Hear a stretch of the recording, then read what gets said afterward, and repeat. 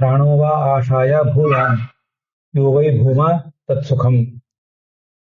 ಓಂ ಭೂಮಾ ಸಂಪ್ರಸಾದ ದಧ್ಯುಪದೇಶಾತ್. ಓಂ. ಒಂದನೇ ಅಧ್ಯಾಯದ 3ನೇ ಪಾದದ 8ನೇ ಸೂತ್ರ ಈಗ ನಾವು ನೋಡ್ತಿರೋದು. ಅದರಲ್ಲಿ ಭೂಮಾಧಿಕರಣ ಇದೆ. ಇದಕ್ಕೆ ಸಂಬಂಧಿಸಿದಂತೆ ಛಾಂದೋಗ್ಯ ಉಪನಿಷತ್ತಿನ 7ನೇ ಅಧ್ಯಾಯದ ಹಿನ್ನೆಲೆಯನ್ನು ಕೂಡ ನೋಡಿದ್ದೇವೆ. ಈಗ ಅದರ ತತ್ವ ಪ್ರಕಾಶಿಕ ನೋಡುವ ಸಮಯ.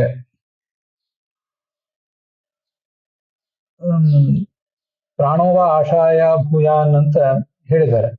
ಇದು ಛಾಂದೋಗ್ಯ ಉಪನಿಷತ್ತಿನಲ್ಲಿ.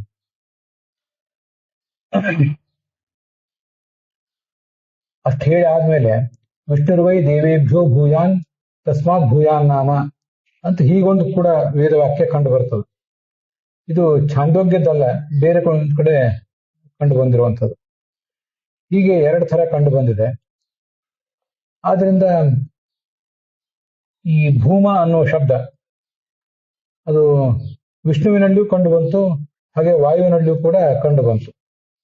ಹಾಗಾದ್ರೆ ಭೂಮ ಶಬ್ದದಿಂದ ವಾಚ್ಯರು ಯಾರು ಅಂತ ತಿಳ್ಕೊಳ್ಳುವಂತ ಪ್ರಸಂಗ ಬಂತು. ಈಗ ಭೂಮ ಅಂದ್ರೆ ಪೂರ್ಣ ಅಂತ ಅದರ ಅರ್ಥ. ಪೂರ್ಣನಾದವನು ವಾಯುವೋ ಅಥವಾ ವಿಷ್ಣುವೋ ಅನ್ನೋ ಜಿಜ್ಞಾಸೆ ನಡೆದಿದೆ. ಈಗ ಇಲ್ಲಿ ಈ ಪ್ರಶ್ನೆ ಏನ್ ಬಂದಿದೆಯಲ್ಲ, ಈ ಪ್ರಶ್ನವನ್ನು ಪರಿಹರಿಸಿ ಅದಕ್ಕೆ ವಿಷ್ಣುವಿನಲ್ಲಿಯೇ ಭೂಮ ಎಂಬ ಶಬ್ದ ಸಮನ್ವಿತ ಆಗ್ತದೆ ಅಂತ ನಾವು ಪ್ರತಿಪಾದನೆ ಮಾಡಿ ತೋರಿಸೋರಿದ್ದೇವೆ.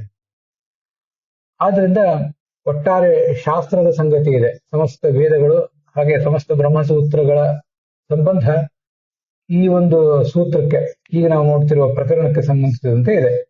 ಶಾಸ್ತ್ರ ಹಾಗೆ ಶಾಸ್ತ್ರದ ಬ್ರಹ್ಮಸೂತ್ರ ಶಾಸ್ತ್ರ, ಅದರ ಮೊದಲ ಅಧ್ಯಾಯ, ಅದರ 3ನೇ ಪಾದ, ಹೀಗೆ ಆದಿಪದದಿಂದ ಅದನ್ನೆಲ್ಲ ಇಟ್ಕೋಬೇಕು.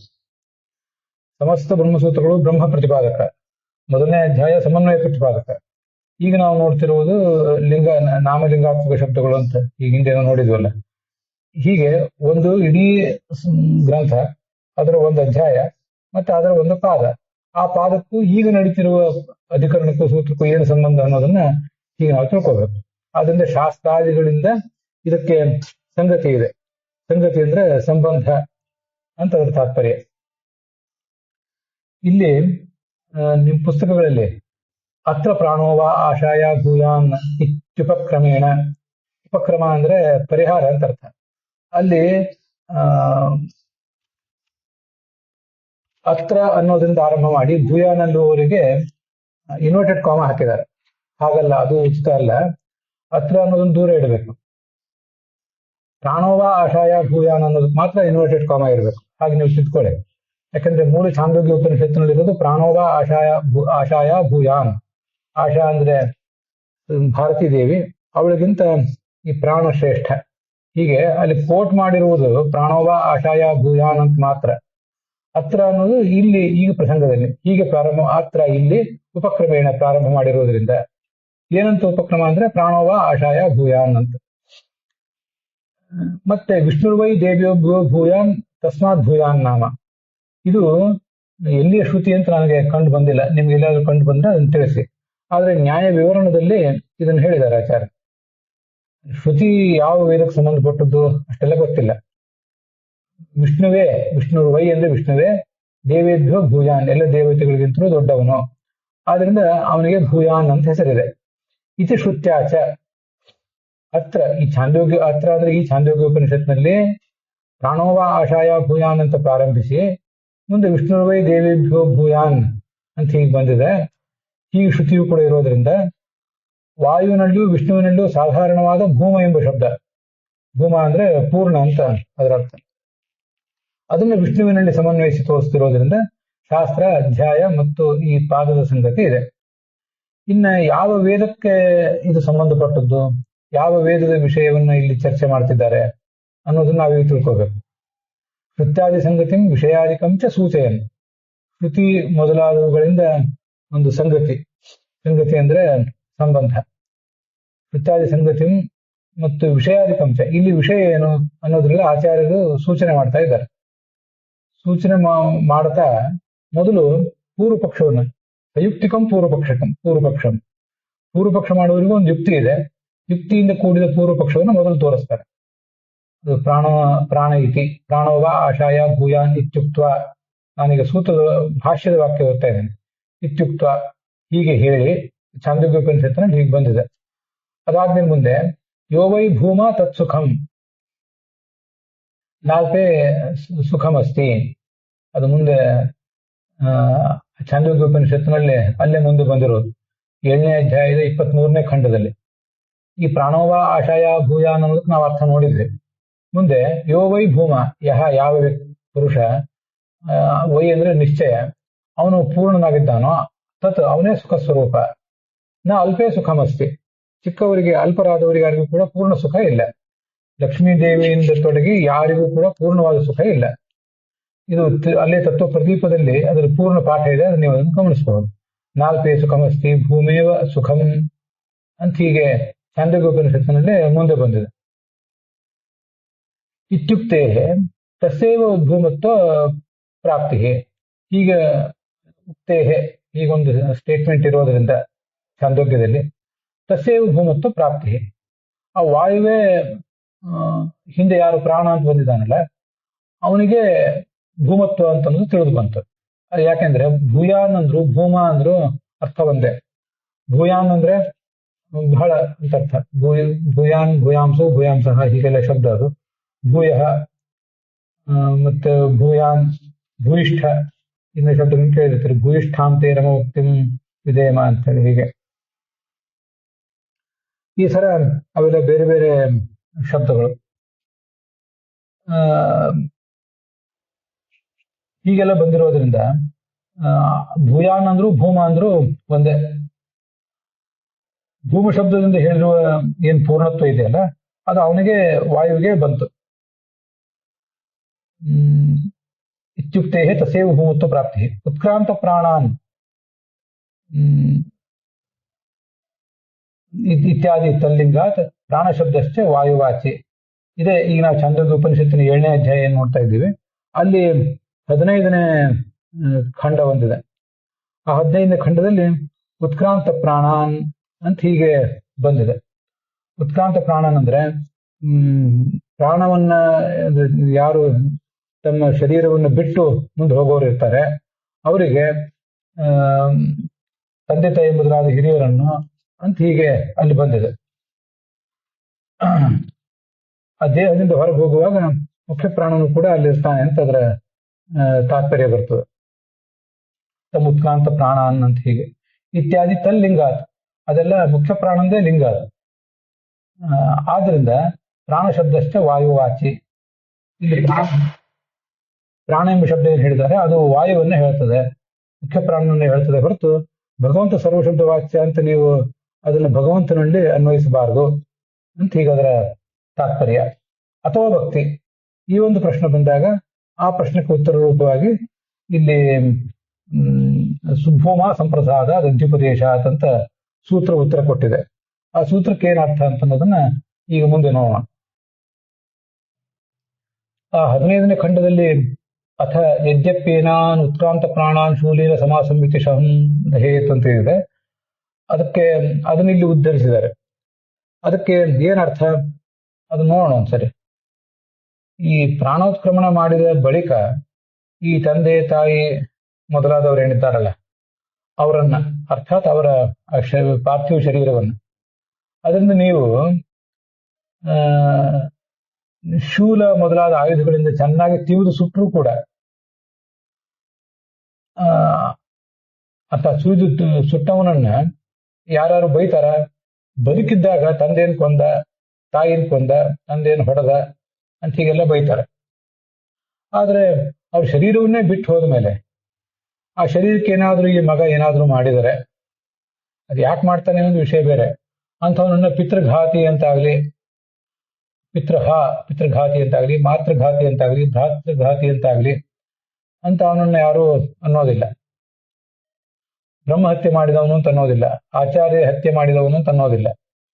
ಯಾಕೆ ಅಂದ್ರೆ ಎಲ್ಲಾ ಕಡೆನೂ ಕೂಡ ಅವ್ರ ಒಳಗೆ ಪ್ರಾಣ ಇರ್ತಾನೆ, ಪ್ರಾಣನ ಸನ್ನಿಧಾನ ಇರ್ತದೆ. ಆದ್ರಿಂದ ಆ ಥರ ಏನ್ ಮಾಡಿದ ದೋಷನೂ ಕೂಡ ಅವನಿಗೆ ಬರೋದಿಲ್ಲ. ಅದೇ ಮುಂದೆ ಬಂದಿದೆ, ಪ್ರಾಣೋ ಹಿ ಏವ ಏತಾನಿ ಸರ್ವಾಣಿ ಭವತಿ, ಇವರೆಲ್ಲರೂ ಪ್ರಾಣನ ಅಧೀನರು. ಹೀಗೆ ಮುಖ್ಯ ಪ್ರಾಣನ ಮಹಿಮೆಯನ್ನ ಯಾರು ಸಾಕ್ಷಾತ್ಕಾರ ಮಾಡ್ತಾರೋ ಅವರನ್ನ ಉತ್ಕೃಷ್ಟ ಬೋಧಕ ಅಂತ ಹೇಳ್ತಾರಂತೆ. ಅಲ್ಲೇ ಮುಂದೆ 15ನೇ ಮಂತ್ರದಲ್ಲಿ ಬಂದಿದೆ, ಅದನ್ನು ಗಮನಿಸಿ. ಸವಾ ಯೇಷ ಪಶ್ಯನ್ ಏವಂ ಮನ್ವಾನಃ ಏವಂ ವಿಜಾನನ್ ಅತಿವಾದಿ ಭವತಿ. ಅತಿವಾದಿ ಅಂದ್ರೆ ಅತ್ಯುತ್ಕೃಷ್ಟ ಬೋಧಕ. ಅದು ಇಲ್ಲೇನ್ ಬೇಕಾಗಿಲ್ಲ, ಪ್ರಸಂಗ ಬಂದಾಗ ಹೇಳಿದೆ ಅಷ್ಟೆ. ತಂಚೇದ್ ಬ್ರೂಯು ಅತಿವಾದ್ಯಸೀತಿ ಅತಿವಾದ್ಯಸ್ಮೀತ್ಯೇವ ಬ್ರೂಯಾತ್ ನ ಅಪಹ್ನುವೇತ. ಇಲ್ಲಿ ಸಾಮಾನ್ಯವಾಗಿ ಈಗ ನಮ್ಮನ್ನ ಯಾರಾದ್ರೂ ಹೊಗಳಿದ್ರೆ ಯಾವ್ದಾರ ಒಂದು ಗುಣದಿಂದ, ಏನ್ರ ಅಂಥದ್ದೇನಿಲ್ಲ ರೀ, ಅಷ್ಟೇನು ದೊಡ್ಡ ಗುಣ ನಮ್ಮಲ್ಲಿಲ್ಲ, ನೀವು ಹೊಗಳ್ತಾ ಇದ್ದೀರಿ, ನಿಮ್ದೇ ದೊಡ್ಡ ಗುಣ ಅದು, ನಮ್ಮ ಸಣ್ಣ ಗುಣವನ್ನು ನೀವು ಬಹಳ ಗಮನಿಸಿ ಹೊಗಳ್ತಾ ಇದ್ದೀರಿ ಅಂತ ನಾವು ಅದನ್ನ ವಿನಯ ತೋರಿಸ್ತೇವೆ. ಆದ್ರೆ ಪ್ರಾಣನ ತತ್ವವನ್ನು ತಿಳ್ಕೊಂಡಿರುವಂಥವನನ್ನ ನೀನು ಅತಿವಾದಿ ಆಗಿದ್ದಿ. ಅತಿವಾದಿ ಅಂದ್ರೆ ಅತಿಯಾಗಿ ಮಾತಾಡುವವನು ಅಂತ ಅರ್ಥ ಅಲ್ಲ, ಅತ್ಯುತ್ಕೃಷ್ಟ ಬೋಧಕ, ಒಳ್ಳೆ ಪಾಠಕರ್ತ, ಒಳ್ಳೆ ಪ್ರವಚನಕರ್ತ ಅಂತ ಯಾರಾದ್ರು ಹೊಗಳಿದ್ರೆ ಅವಾಗ ಅವನು ಹೌದು ನಾನು ಅತ್ಯುತ್ಕೃಷ್ಟ ಬೋಧಕ ಅಂತ ಅದನ್ನು ಅಕ್ನಾಲೇಜ್ ಮಾಡ್ಬೇಕಂತ. ಹೊರತು ನಾನು ಹಾಗೇನಲ್ಲ ಅಂತ ಅನ್ನಬಾರದು.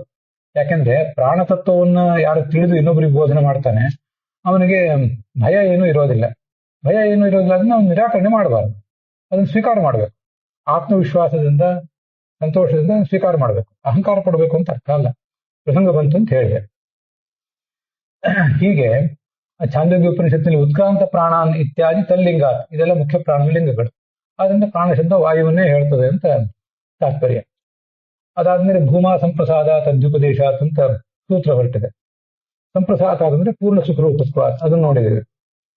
ಇಲ್ಲಿ ತತ್ವ ಪ್ರಕಾಶಿಕಾದಲ್ಲಿ ಆನಂದಮಯಾಧಿಕರಣದಲ್ಲಿ ಏನು ಬಂದಿದೆ ಅನ್ನೋದು ನೆನಪು ಮಾಡ್ಕೋತಾರೆ. ಆನಂದಮಯಾಧಿಕರಣದಲ್ಲಿ ಪೂರ್ಣಾನಂದತ್ವವನ್ನ ವಿಷ್ಣುವಿನ ಗುಣ ಅಂತ ವರ್ಣನೆ ಮಾಡಿದ್ದಾರೆ. ಅಲ್ಲಿ ಏನು ಹಿಂದೆ ಬಂದಿದೆಯಲ್ಲ ಆ ಪೂರ್ಣಾನಂದತ್ವ ಅನ್ನೋದು, ಅದು ಈಗ ಛಾಂದೋಗ್ಯ ಉಪನಿಷತ್ತಿನಲ್ಲಿ ಭೂಮಾ ಅನಿಸಿಕೊಂಡಿರುವ ಒಬ್ಬ ವ್ಯಕ್ತಿಗೆ ಕಂಡು ಬರ್ತಾ ಇದೆ ಆ ಪೂರ್ಣಾನಂದತ್ವ. ಆ ಭೂಮಾ ಅಂದ್ರೆ ಯಾರು, ಅದನ್ನ ಈಗ ನಾವು ವಿಚಾರ ಮಾಡಬೇಕು. ಯೋವೈ ಭೂಮಾ ತತ್ ಸುಖಂ ನಾಲ್ಪೇ ಸುಖಂ ಅಸ್ತಿ ಭೂಮೈವ ಸುಖಂ ಇದೆ ಛಾಂದೋಗ್ಯದ ಆ ಮುಂದಿನ ಭಾಗ. ಅಲ್ಪರಾದವರೆಲ್ಲರಲ್ಲೂ ಸುಖ ಇಲ್ಲ ಅಂತ ಹೀಗೆ ಕಂಡು ಬಂದಿದೆ. ಆ ಭೂಮ ವಿಷ್ಣುವಿಗಿಂತ ಭಿನ್ನನ, ವಿಷ್ಣುವಿಗಿಂತ ಇತರನ ಅಂತ ಒಂದು ಏನಾದರೂ ಪ್ರಶ್ನೆ ಬಂದ್ರೆ, ಒಂದು ವೇಳೆ ವಿಷ್ಣುವಿಗಿಂತ ಇತರ ಅಂತ ಆಗಿಬಿಟ್ರೆ, ಅಲ್ಲಿ ಹಿಂದೆ ಹೇಳಿದ ಆನಂದಮಯತ್ವನು ಕೂಡ ಆ ವಿಷ್ಣುವಿಗಿಂತ ಭಿನ್ನನಾದ ಮತ್ತೊಬ್ಬ ಯಾರಿಗೋ ಬಂದು ಬಿಡ್ತು, ಬರುವ ಪ್ರಸಂಗ ಬಂತು. ಆದ್ರಿಂದ ಹಾಗಾದ್ರೆ ಈ ಆನಂದಮಯ ಯಾರು ಅಂತ ಈಗ ತೀರ್ಮಾನ ಮಾಡಬೇಕು. ಸಜ್ಜೇತ ಐತಿ ಅವಶ್ಯಂ ನಿರ್ಣಯತ್ವ. ಆ ಛಾಂದೋಗ್ಯ ಉಪನಿಷತ್ತಿನಲ್ಲಿ ಪ್ರತಿಪಾದಿತನಾದ ಭೂಮಾ ಯಾರು ಅಂತ ಈಗ ನಾವು ತೀರ್ಮಾನ ಮಾಡಬೇಕಾಯ್ತು. ಹೀಗೆ ನಿರ್ಣಯ ಮಾಡಬೇಕಾದಂತ ಒಂದು ವಿಷಯ ಆಗಿದೆ ಇದು. ಆ ಭೂಮಾ ಅನಿಸಿಕೊಂಡಿರುವ ವ್ಯಕ್ತಿಯೇ ಇಲ್ಲಿ ವಿಷಯ. ಇದು ವಿಷಯ ತೋರಿಸಿದಂಗಾಯ್ತು. ಆಯ್ತು, ಸಂದೇಹ ಏನು ಅಂದ್ರೆ ವಿಷ್ಣುವೋ ವಾಯುವೋ ಅಂತ ಸಂದೇಹ ಆಯ್ತು. ಯಾಕೆ ಸಂದೇಹ ಬರ್ಲಿಕ್ಕೆ ಕಾರಣ ಏನು, ಬೀಜ ಅಂತ ಕಾರಣ ಏನು ಕಾರಣ ಅಂತ ಪ್ರಶ್ನೆ ಬಂದ್ರೆ, ಪೂರ್ವೋಕ್ತ ಸಾಧಾರಣ್ಯಂ. ಈ ಭೂಮತ್ವ ಅಂತ ಅನ್ನೋದನ್ನ ಆ ಕಡೆ ಮುಖ್ಯ ಪ್ರಾಣನಲ್ಲೂ ಹೇಳಿದ್ದಾರೆ, ಪ್ರಾಣೋವಾ ಆಶಾಯ ಭೂಯಾನ್ ಅನ್ನೋಲ್ಲಿ. ಹಾಗೆ ವಿಷ್ಣುರ್ವೈ ದೇವೇಭ್ಯೋ ಭೂಯಾನ್ ಅನ್ನುವಲ್ಲಿ ಕೂಡ ಅದು ವಿಷ್ಣುವಿನಲ್ಲಿ ಕಂಡು ಬಂದಿದೆ. ಇದೇ ಸಾಧಾರಣ್ಯ ಅಂದ್ರೆ ಸಮಾನತೆ. ಎರಡೂ ಕಡೆ ವಿಷ್ಣುಗಳಲ್ಲೂ ವಾಯುವಿನಲ್ಲೂ ಅದು ಸಮಾನವಾಗಿ ಪ್ರಯುಕ್ತ ಆಗಿರೋದೇ ಕಾರಣ, ಅದೇ ಬೀಜ.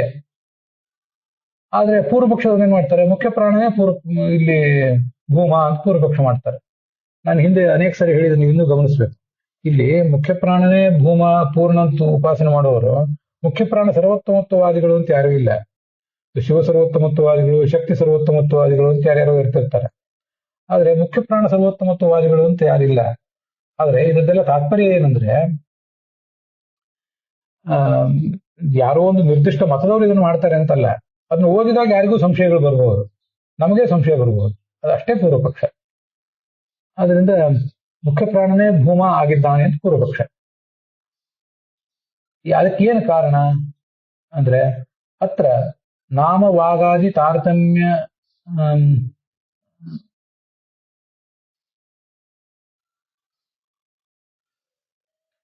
ಈ ನಾಮವಾಗಾದಿ ತಾರತಮ್ಯಂ ಮೊದಲು ನಾಮದಿಂದ ಅದು ಪ್ರಾರಂಭ ಕಂಡಿದೆ, ನಾವು ಅದನ್ನೆಲ್ಲ ನೋಡಿದ್ದೇವೆ. ನಾಮ ಅಂದ್ರೆ ಉಷ, ಆಮೇಲೆ ವಾಕ್ ಅಂದ್ರೆ ಅಗ್ನಿಪತ್ನಿಯಾದ ಸ್ವಾಹ, ಆ ತಾರತಮ್ಯವನ್ನು ಅವರಿಂದ ಆರಂಭಿಸಿದ್ದಾರೆ. ಆಶಾವಸಾನಂ, ಆಶಾ ಅಂದ್ರೆ ಭಾರತಿ, ಅವಳು ಅದಕ್ಕೆ ಕೊನೆ, ಅಲ್ಲಿ ತನಕ ಹೇಳಿ ಆಶಾ ಅವಸಾನಂ, ಭಾರತೀ ದೇವಿಯೇ ಕೊನೆಯಾಗಿ ಉಳ್ಳಂತಹ ತಾರತಮ್ಯವನ್ನು ಹೇಳಿ ಉಕ್ತ ಪ್ರಾಣೋವ ಆಶಾಯ ಭೂಯಾನ್, ಅವಳಿಗಿಂತ ಕೊನೆ ಯಾರು ಅಂದ್ರೆ ಮುಖ್ಯ ಪ್ರಾಣನೇ ಅವಳಿಗಿಂತ ಉತ್ತಮ ಅಂತ ಹೀಗೆ ವರ್ಣನೆ ಮಾಡಿದ್ದಾರೆ. ಇತಿ ಪ್ರಾಣಸ್ಯ ಆಶೋತ್ತಮತ್ವಂ ಚ ಅಭಿದಾಯ, ಆಶೆಗಿಂತ ಅವನು ಉತ್ತಮ ಅಂತ ವರ್ಣನೆ ಮಾಡಿದ್ದಾರೆ, ಭಾರತಿಗಿಂತ ಅವನು ಉತ್ತಮ ಅಂತ ವರ್ಣನೆ ಮಾಡಿದ್ದಾರೆ. ತದುತ್ತಮಂ ಅನುಕ್ತ, ಆದ್ರೆ ಮುಖ್ಯ ಪ್ರಾಣನಿಗಿಂತ ಉತ್ತಮನನ್ನು ಹೇಳಲಿಲ್ಲ. ಅನುಕ್ತ ಭೂಮ್ನಃ ಆಮ್ನಾತತ್ವ, ಮುಂದೆ ಯೋಗೈ ಭೂಮ ತತ್ಸುಖಂ ಅಂತ ಹೇಳಿದ್ದಾರೆ. ಆದ್ರಿಂದ ಇಲ್ಲಿ ಮುಖ್ಯ ಪ್ರಾಣನೇ ಆಗ್ತಾನಲ್ಲ ಅಂತ ಈಗ ಪ್ರಶ್ನೆ. ಮುಂದೆ ಪೂರ್ಣ ಸುಖರೂಪನಾಗಿರುವುದು ಭಗವಂತನ ಲಕ್ಷಣ ಅಂತ ಬಂದಿದೆ. ಅದು 23ನೇ ಖಂಡ, ಇದೇ 7ನೇ ಅಧ್ಯಾಯದಲ್ಲಿ. ಅಲ್ಲಿ ಯೋವೈ ಭೂಮಾ ತತ್ ಸುಖಂ ನಾಲ್ಪೇ ಸುಖಂ ಅಸ್ತಿ ಭೂಮೈವ ಸುಖಂ ಭೂಮಾತ್ವೇವ ವಿಜಿಜ್ಞಾಸಿತವ್ಯ ಭೂಮಾನಂ ಭಗವೋ ವಿಜಿಜ್ಞಾಸೆ ಅಂತ 23ನೇ ಖಂಡ ಅಲ್ಲಿ ಕಾಣಿಸ್ತದೆ. ಅದಕ್ಕೆ ಏನರ್ಥ, ಯಾರು ಪೂರ್ಣ ಸುಖನೋ ಅವನೇ, ಯಾರು ಪೂರ್ಣನೋ ಪೂರ್ಣ ಗುಣವುಳ್ಳವನೋ ಅವನೇ ಪೂರ್ಣ ಸುಖ. ಅಲ್ಪರಾದವರಲ್ಲಿ ಯಾರಲ್ಲೂ ಪೂರ್ಣ ಸುಖ ಇರೋದಿಲ್ಲ. ಈ ಪರಮಾತ್ಮನ ಸುಖರೂಪ ಗುಣವನ್ನ ಯಾರು ತಿಳಿಬೇಕು ಅಂತ ಅಪೇಕ್ಷೆ ಪಡ್ತಾನೆ ಅವನು ಗುಣಪೂರ್ಣತೆಯನ್ನು ತಿಳ್ಕೋಬೇಕು ಅಂತ ಸನತ್ ಕುಮಾರ್ ಹೇಳಿದಾಗ, ನಾರದರು ನನಗೆ ಆ ಪರಮಾತ್ಮನ ಗುಣ ಪರಿಪೂರ್ಣತೆಯನ್ನು ಉಪದೇಶ ಮಾಡಿ ನನಗೆ ಅದನ್ನು ತಿಳಿಯಬೇಕು ಅಂತ ಅಪೇಕ್ಷೆ ಇದೆ ಅಂತ ಹೀಗಲ್ಲಿ ವರ್ಣನೆ ಮಾಡಿದ್ದಾರೆ. ಅದು 23ನೇ ಖಂಡ. ಪೂರ್ಣ ಸುಖರೂಪನಾಗಿರುವುದು ಭಗವಂತನ ಲಕ್ಷಣ ಅಂತ ಬಂದಿದೆ, ಅಲ್ಲಿ ವಿಷ್ಣು ಅಂತ ಬಂದಿಲ್ಲ. ಆದ್ರಿಂದ ಈ ಪ್ರಶ್ನೆ ಮಾಡುವವರಿಗೆ ಈ ತರದ ಅವಕಾಶ ಆಗಿದೆ. ನಾವು ಕಳೆದ ದಿವಸ ತಾರತಮ್ಯ ಕಕ್ಷಾ ನೋಡಿದ್ದೀವಲ್ಲ, ಅದರಲ್ಲಿ ನಾಮ ಬ್ರಹ್ಮೇತ್ಯುಪಾಸ್ವ ಅಂತ ಮೊದಲು ಬಂದಿತ್ತು. ಆ ನಾಮ ಅಂದ್ರೆ ಯಾರದು? ಅಶ್ವಿನಿ ದೇವತೆಗಳ ಪತ್ನಿಯಾದಂಥ ಉಷಾ ಅಂತ ನೋಳು, ಅವಳು ಭಗವಂತನ ಎಲ್ಲಾ ನಾಮಗಳಿಗೂ ಅಭಿಮಾನಿನಿ. ಅವಳು 24ನೇ ಕಕ್ಷಾದಲ್ಲಿದ್ದಾಳೆ. ಸ್ವಲ್ಪ ನೀವು ಅದನ್ನು ಗಮನಿಸಬೇಕು. ನಾನು ಯಾವುದೋ ಒಂದು ಪುಸ್ತಕ ನೋಡಿ ಹೇಳ್ತಿರ್ತೇನೆ, ಮತ್ತೊಂದು ಪುಸ್ತಕ ಸ್ವಲ್ಪ ಹೆಚ್ಚು ಕಡಿಮೆ ಇರಬಹುದು. ಅವಳಿಗಿಂತ ಮೇಲೆ ಅಗ್ನಿಯ ಪತ್ನಿಯಾದಂಥ ವಾಕಿನ ಅಭಿಮಾನಿನಿಯಾದಂತಹ ಸ್ವಾಹ ಇದ್ದಾಳೆ 22ನೇ ಕಕ್ಷಾದಲ್ಲಿ. ಇದು ಹೀಗೆ ಸ್ವಾಹಾದೇವಿ ಮೇಲಿದ್ದಾಳೆ. ಅವಳಿಗಿಂತ ಮೇಲೆ ಅನಿರುದ್ಧನ ಪತ್ನಿಯಾದಂತಹ ಉಷಾ, ವಿರಾಡಾಖ್ಯ ಬ್ರಹ್ಮಾಂಡದ ಅಭಿಮಾನಿನಿಯಾದಂತಹ ಉಷಾ ಅಲ್ಲಿದ್ದಾಳೆ. ಅವಳ ಬಗ್ಗೆ ಇಲ್ಲಿ ಬಂದಿಲ್ಲ. ಅಂತೂ ಹೀಗೆ ಅನೇಕ ಜನ ದೇವತೆಗಳ ಬಗ್ಗೆ ಅಲ್ಲಿ ಬಂದಿದೆ. ಪರ್ಜನ್ಯ ಮೊದಲಾದವರು, ಪರ್ಜನ್ಯ, ವರುಣ, ಹೀಗೆ ಅನೇಕ ಜನ ದೇವತೆಗಳ ಬಗ್ಗೆ ಬಂದಿದೆ. ಇದೊಂದನ್ನು ಹೇಳೋದು ಉಳಿದಿತ್ತು, ಈ ಉಷಾ ಅಂತ ನೋಡೋ ಬಗ್ಗೆ. ಅದಕ್ಕೆ ಇವತ್ತು ಅದನ್ನು ಹೇಳಿದ್ದೇನೆ. 20ನೇ ಕಕ್ಷಾದಲ್ಲಿ ಅಥವಾ 21, ನಾನು ಸ್ವಲ್ಪ ವ್ಯತ್ಯಾಸವನ್ನು ಹೇಳ್ತೇನೆ. ಅಂತೂ ಅಗ್ನಿಪತ್ನಿಯಾದ ವಾಗ್ದೇವತೆಗಿಂತ, ವಾಗ್ಮಾನ್ಯ ಸ್ವಾಹಾಗಿಂತ ಪರ್ಜನ್ಯ ಇನ್ನು ಮೇಲಿದ್ದಾನೆ, 20ನೇ ಕಕ್ಷಾದಲ್ಲಿದ್ದಾನೆ. ಅವನಿಗಿಂತ ಮೇಲೆ ಈ ಮಿತ್ರ ಇದ್ದಾನೆ, ಸಂಕಲ್ಪದ ಅಭಿಮಾನಿಯಾದಂಥ ಮಿತ್ರ ಇದ್ದಾನೆ. ಆ ಮಿತ್ರ 17ನೇ ಕಕ್ಷಾದಲ್ಲಿ ಬರ್ತಾನೆ. ಅವನಿಗಿಂತ ಅಗ್ನಿ ಇನ್ನೂ ಮೇಲಿದ್ದಾನೆ, ಆ ಪರ್ಜನ್ಯನಿಗಿಂತ. ಅಗ್ನಿ 15ನೇ ಕಕ್ಷಾದಲ್ಲಿ ಇದ್ದಾನೆ. ಅವನಿಗಿಂತ ವರುಣ ಇನ್ನೂ ಮೇಲಿದ್ದಾನೆ, ಅವನು 13ನೇ ಕಕ್ಷಾದಲ್ಲಿ ಬರ್ತಾನೆ. ಅವನಿಗಿಂತ ಚಂದ್ರ ಇನ್ನೂ ಮೇಲಿದ್ದಾನೆ, ಅವನು 12ನೇ ಕಕ್ಷಾದಲ್ಲಿ ಬರ್ತಾನೆ. ಅವನಿಗಿಂತ ಮೇಲಿರುವಂಥವನು ಪ್ರವಾಹವಾಯು, ಅವನು 11ನೇ ಕಕ್ಷಾದಲ್ಲಿ ಬರ್ತಾನೆ. ಆ ಪ್ರವಾಹನಿಗಿಂತ ಅನ್ನಾಭಿಮಾನಿಯಾದಂಥ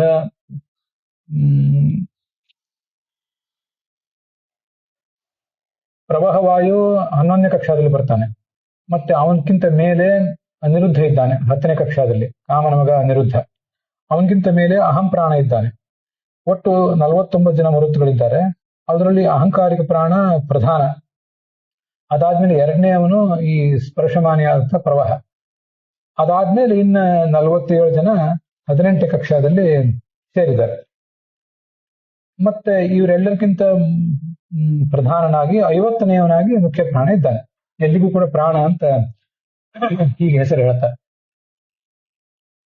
ಆ ಅಹಂಕಾರ ಪ್ರಾಣಕ್ಕಿಂತ 8ನೇ ಕಕ್ಷಾದಲ್ಲಿರುವಂತಹ ಇಂದ್ರ ಇನ್ನೂ ಶ್ರೇಷ್ಠನಾಗಿದ್ದಾನೆ.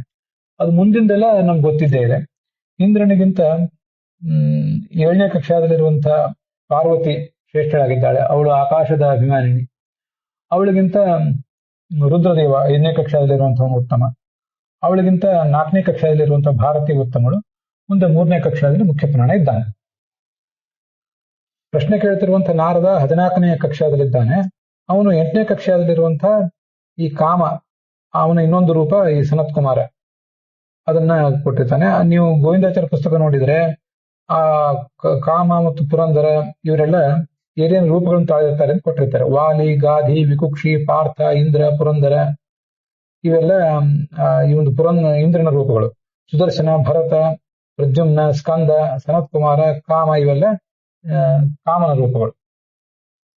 ಹೀಗೆ 8ನೇ ಕಕ್ಷಾದಲ್ಲಿರುವ ಸನತ್ ಕುಮಾರನ ಸನ್ನಿಧಾನದಲ್ಲಿ 14ನೇ ಕಕ್ಷಾದಲ್ಲಿರುವಂತಹ ನಾರದ ಪ್ರಶ್ನೆ ಮಾಡ್ತಿದ್ದಾನೆ. ಮಹಾಭಾರತ ತಾತ್ಪರ್ಯದಲ್ಲಿ ಗಣಶೋಪ್ಯನಂತಹ ಅಂತಿದೆ. ಒಬ್ಬ ದೇವತೆ ಆ ಗಣಕ್ಕೆ ಬಂದು ಆ ಕಲ್ಪದಲ್ಲಿ ಮುಂದುವರಿತಾನೆ. ಅವನು ಮುಕ್ತನಾದ್ಮೇಲೆ ಆ ಪದವಿಗೆ ಯೋಗ್ಯನಾದಂತಹ ಮತ್ತೊಬ್ಬ ದೇವತೆ ಅಲ್ಲಿ ಬರ್ತಾನೆ. ಅವನು ಬಂದು ತನ್ನ ಕೆಲಸಗಳನ್ನು ಮುಂದುವರಿಸ್ತಾನೆ. ಹೀಗೆ ಜೀವರು ಅನಂತರು, ಇದನ್ನು ಗಮನಿಸ್ಬೇಕು. ಅನಂತ ಸಂಖ್ಯೆಯ ಜೀವರಿದ್ದಾರೆ, ಅವ್ರ ಗುಂಪುಗಳು ಕೂಡ ಅನಂತ. ಯಾವತ್ತೂ ಕೂಡ ಬ್ರಹ್ಮನ ಪದವಿಗೆ ಬರ್ಲಿಕ್ಕೆ ಯೋಗ್ಯನಾದಂತ ಜೀವ ಇಲ್ಲದೇ ಇರೋ ಪ್ರಸಂಗ ಇಲ್ಲ. ಒಬ್ಬರಾದ್ಮೇಲೆ ಒಬ್ರು ಬರ್ತಾ ಇರ್ತಾರೆ. ಅಲ್ಲಿಗೆ ಇವತ್ತಿನ ಈ ಭಾಗ ಸಮಾಪ್ತ ಆಗಿದೆ.